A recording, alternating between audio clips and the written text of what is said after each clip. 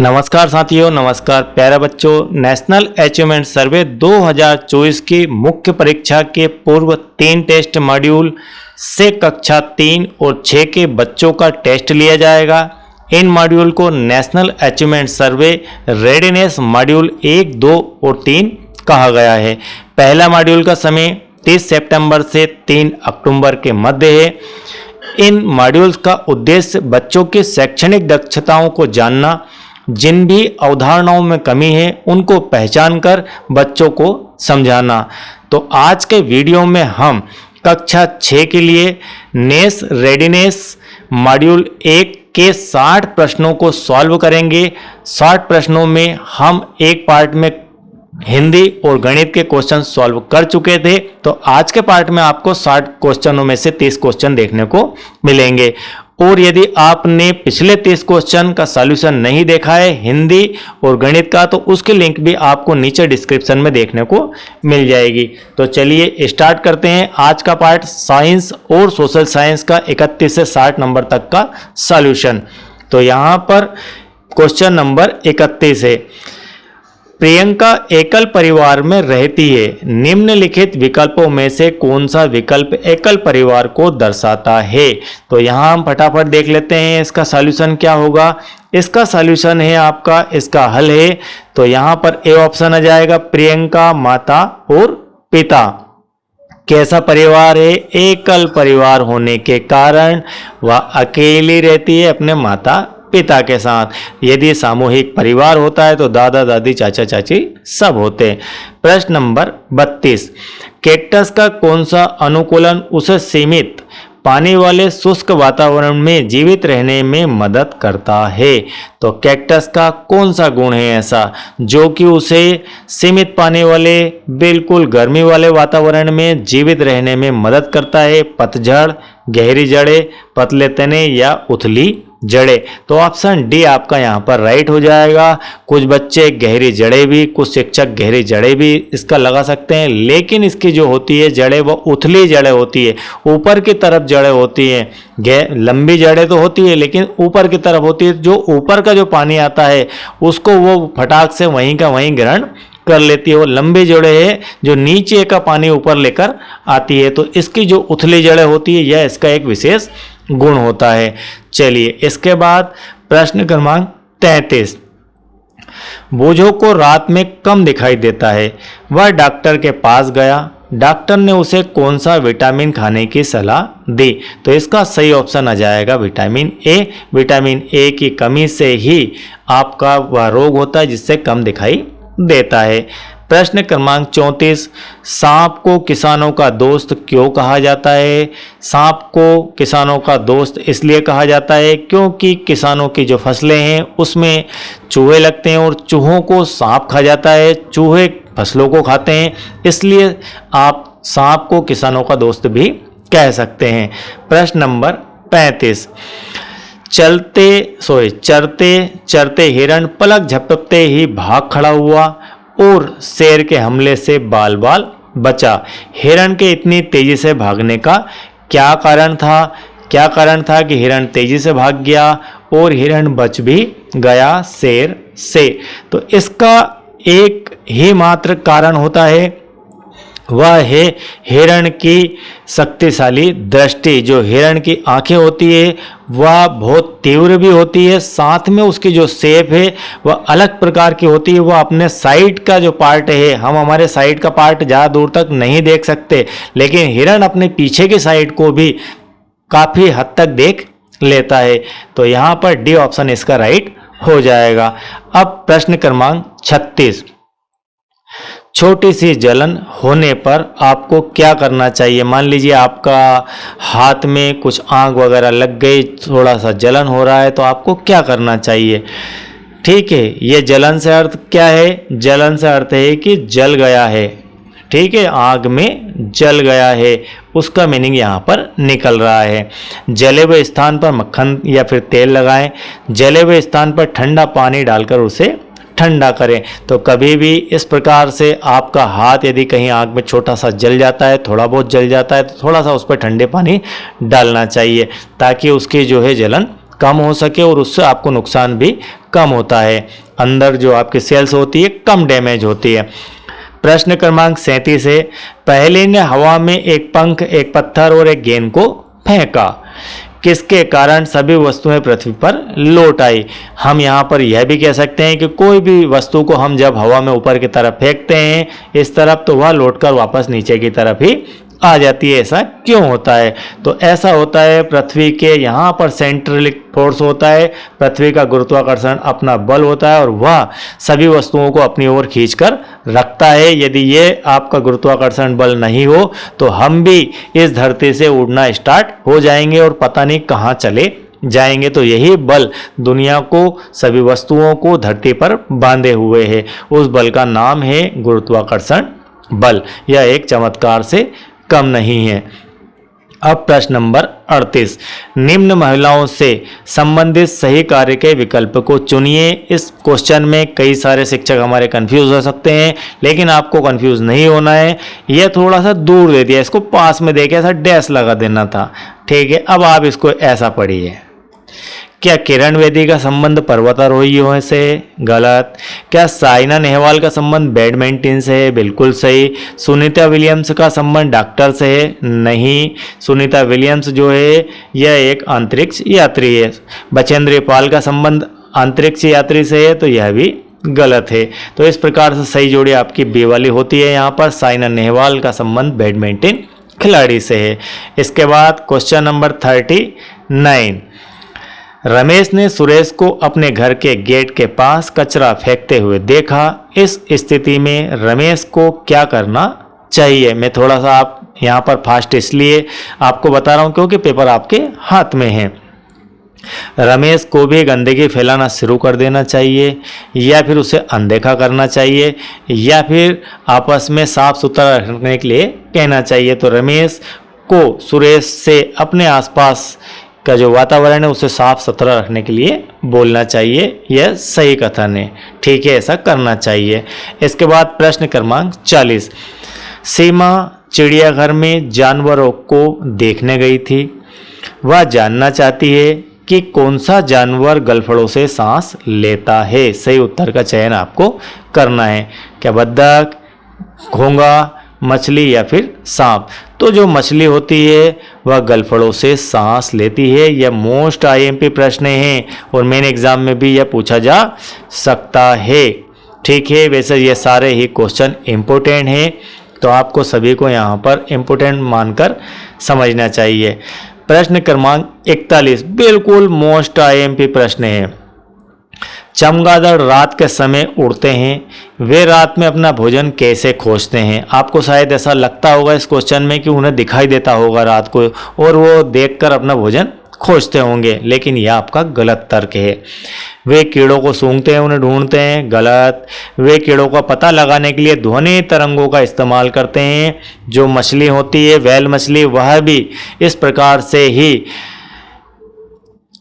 ध्वनि तरंगों को उत्पन्न करती है। और आगे चट्टान है, ऐसे तो मछलियों को मर जाना चाहिए, कहीं भी टकरा जाती हो, लेकिन नहीं टकराती क्योंकि वह ध्वनि तरंग उत्पन्न करती है। मान लीजिए इस प्रकार से चमगादड़ है, इस प्रकार से वह ध्वनि तरंगों को उत्पन्न करेगी और यहाँ कोई शिकार है तो यहाँ से रिफ्लेक्ट होकर वापस उसके पास आएगी और इस कंपन से वह पता कर लेगी कि आगे जो दीवार है या शिकार है या कीड़ा है, सब कुछ वह इससे पहचान जाएगी। तो ऑप्शन बी आपका इसका राइट हो जाएगा। प्रश्न नंबर 42 पौधों की जड़ों का मुख्य कार्य है। मोस्ट आईएमपी है। क्या कार्य होता है पौधों की जड़ों का? पौधों को मिट्टी से मजबूती से पकड़े रखना यह कार्य होता है। लेकिन यदि आपको इसके अंदर दे दिया जाए कि मिट्टी को मजबूती से पकड़े रखना और पानी लेना तनों के लिए, तो वह भी राइट हो जाएगा। चूंकि इस प्रकार का ऑप्शन नहीं दिया गया इसलिए यहाँ पर ऑप्शन बी राइट हो जाता है। अब प्रश्न क्रमांक 43 रमेश के शिक्षक ने उसे कुछ वस्तुएं देकर पूछा कि कौन सी वस्तु पानी में पूरी तरह से घुलनशील है। तो यहाँ पर 4 ऑप्शन तेल, नमक, रेत और मिट्टी। इसमें से बताना है कि कौन सी वस्तु पानी में पूरी तरह से घुल जाएगी, पता नहीं चलेगा कहाँ गया। तो वह चीज़ है आपकी नमक। प्रश्न क्रमांक 44। निम्नलिखित में से कौन सा विकल्प सही संबंध को दर्शाता है? क्या लोमड़ी पक्षी को खाती है, पक्षी अनाज को खाते हैं? गलत। टिड्डी चूहे को खाती है, चूहा उल्लू को खाता है? क्या यह सही है? या फिर आपका अनाज को टिड्डी खाती है और टिड्डी को उल्लू खाता है? तो मेरे हिसाब से यहाँ पर ऑप्शन सी राइट हो जाएगा। चूहा, खरगोश, लोमड़ी, यह भी सही हो सकता है। तो इन दोनों ऑप्शनों में से आप देख लीजिए क्या है। लेकिन यहाँ पर जो एरो दिए गए हैं उसके अनुसार आपका यहाँ पर अनाज है, यहाँ पर टिड्डी है और यहाँ पर उल्लू है। और चूहा, खरगोश, लोमड़ी, तो चूहा यहाँ है, खरगोश आपका यहाँ पर है, तो इसका इससे कोई संबंध नहीं दिया गया है, इसलिए आपका ऑप्शन सी यहाँ पर राइट हो जाता है। हो सकता है कहीं कोई देखने में भूल हो जाए, तो इस क्वेश्चन को और आप ध्यान से समझ लेना। अब क्वेश्चन नंबर 45, सार्वजनिक परिवहन का उपयोग पर्यावरण संरक्षण में किस प्रकार योगदान देता है? सार्वजनिक से अर्थ है कि आपकी मान लीजिए बस है, आपकी ट्रेन है, ठीक है, तो ये सार्वजनिक परिवहन के साधन है। तो पर्यावरण संरक्षण में इसका क्या उपयोग है, किस प्रकार से है? तो इसमें ऑप्शन जो दिए गए हैं उनमें से यदि देखें तो ए ऑप्शन आपका राइट हो जाता है। निजी वाहनों की तुलना में सस्ती दरों पर अधिक भार यात्री ले जा सकते हैं। तो जो आपकी ट्रेन होती है इसमें एक डिब्बे के अंदर आपके काफ़ी सारे यात्री बैठते हैं, सोते हैं और पूरी ट्रेन के अंदर 2000, 2500, 3000 यात्री सफ़र करते हैं और ज़्यादा भी कर सकते हैं। तो ट्रेन के अंदर समझ लीजिए, बस के अंदर 50 से 75 की स्ट्रेंथ होती है बस की भी, इतना सवारियों को वो ले जा सकती है। तो ये पहली बात तो सस्ता होता है, फिर इसमें अधिक भार आपको नहीं पड़ता और पर्यावरण पर भी ज़्यादा इफेक्ट नहीं होता है, इसलिए आपका ऑप्शन है यहाँ पर राइट हो जाएगा। ठीक है, ये भी हो सकता है निजी वाहनों की तुलना में कम प्रदूषण करते हैं, लेकिन सार्वजनिक परिवहन का यहाँ पर मुख्य चीज़ है कि निजी वाहनों की तुलना में सस्ती दरों पर अधिक भार और यात्रियों को ले जा सकते हैं। और यहाँ पर पर्यावरण संरक्षण में किस प्रकार योगदान देता है, इस विषय को हम देखें तो इसका निजी वाहनों की तुलना में कम प्रदूषण करते हैं, ये हम दे सकते हैं। ठीक है, तो ऑप्शन ए और डी के अंदर से ही आपका राइट होगा। तो अधिक चांस दिखते हैं ए के, ठीक है, और डी भी हम पर्यावरण की दृष्टि से देखें तो ले सकते हैं। अब इसके बाद प्रश्न क्रमांक 46, एक स्कूल में आग लग गई। जब लोग फायर ब्रिगेड का इंतजार कर रहे थे उन्होंने आसपास मौजूदा सामग्री से आग बुझाने का प्रयास किया। तो ऐसी कौन सी सामग्री है जिससे आग बुझ जाएगी? कागज, इससे तो और जल जाएगी। प्लास्टिक की कुर्सियों से भी आग और जल जाएगी। रेत या लकड़ी, लकड़ी से भी आग जल जाएगी। तो जो आपका ऑप्शन रेत है यह सही होगा। आप कोई भी चीज़ आग से जल रही है उस पर यदि रेत फेंकेंगे तो डेफिनेट उससे बेनिफिट होगा, कम से कम आपकी थोड़ी बहुत तो आग बुझेगी। ठीक है, तो दिए गए ऑप्शनों में से ही हमें आंसर देना, यह हमारी मजबूरी है, तो हम यहाँ पर डी ऑप्शन को सिलेक्ट करेंगे। इसकी जगह यदि आपको दे दिया जाए कि CO2 का टैंक, क्या दे दिया जाए कि कोई CO2 से भरा हुआ, कार्बन डाइऑक्साइड भरा हुआ टैंक है, तो वह बिल्कुल करेक्ट आंसर यहाँ पर हो जाता है। अब इसके बाद प्रश्न क्रमांक 47, वे लोग जो जंगलों में रहते हैं जंगल से प्राप्त उत्पादों पर निर्भर है, उनके जीवन यापन के लिए उपयुक्त लघु उद्योग कौन सा होगा? तो मशीनें बनाना, इमारतें बनाना, चूंकि वे जंगल में रहते हैं तो वे जो है टोकरी बनाएंगे, उनका यह लघु उद्योग रहेगा, छोटा सा कार्य होगा। अब प्रश्न नंबर 48, ऋतु परिवर्तन का प्रमुख कारण कौन सा है? हमें ऑप्शन में से ही ऑप्शन निकालना है, यह हमारी मजबूरी है। ऋतु परिवर्तन का प्रमुख कारण पृथ्वी के चारों ओर चंद्रमा का घूमना, पृथ्वी का सूर्य के चारों ओर परिभ्रमण, क्या यह स्पेशल कारण है? या सूर्य की गर्मी में समय के अनुसार बदलाव होना, ये एक विशेष कारण है, या सूर्य का एक ओर झुका होना? तो यहाँ पर बी ऑप्शन राइट हो जाएगा, पृथ्वी का सूर्य के चारों ओर परिभ्रमण। यह ऋतु परिवर्तन का प्रमुख कारण है।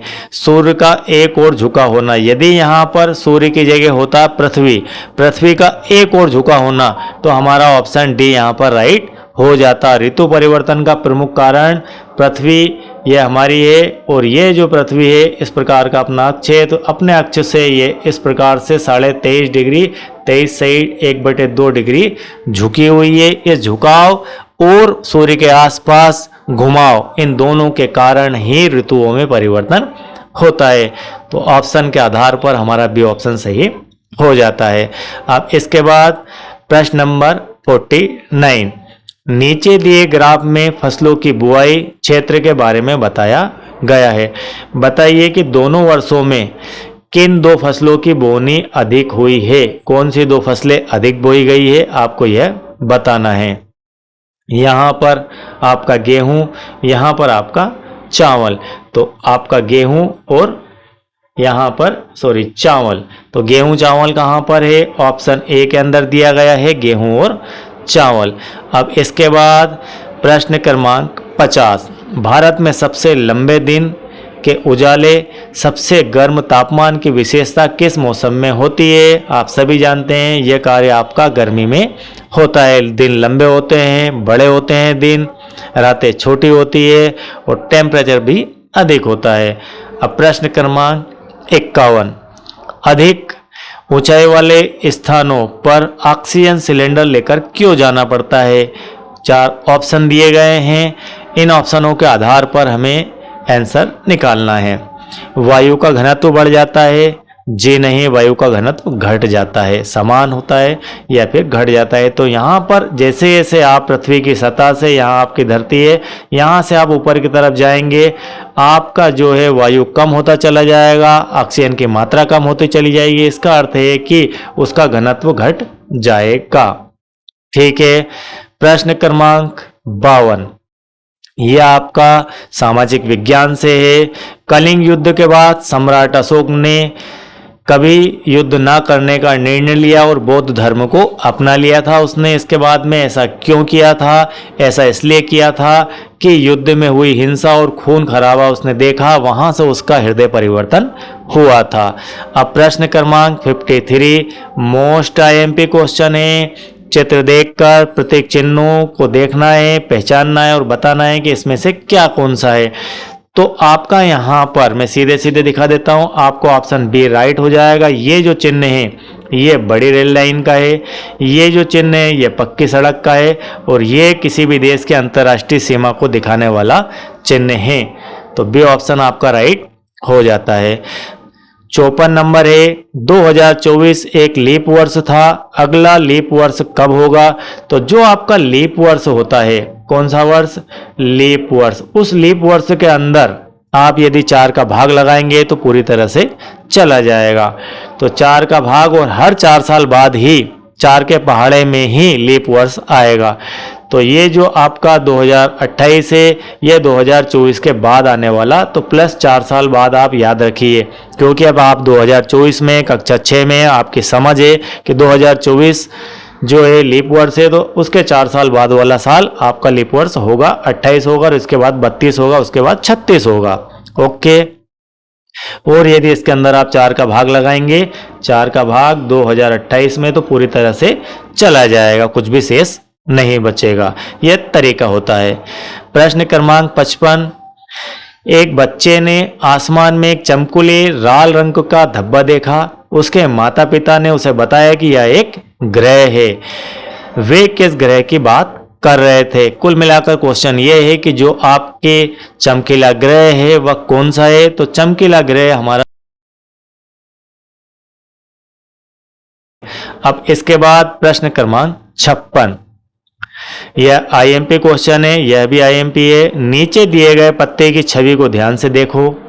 यह पौधा आमतौर पर किस भौगोलिक क्षेत्र से संबंधित है?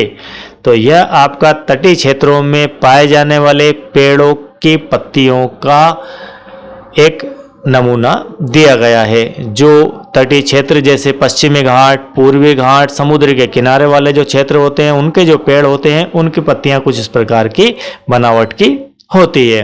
चलिए, इसके बाद प्रश्न क्रमांक 57।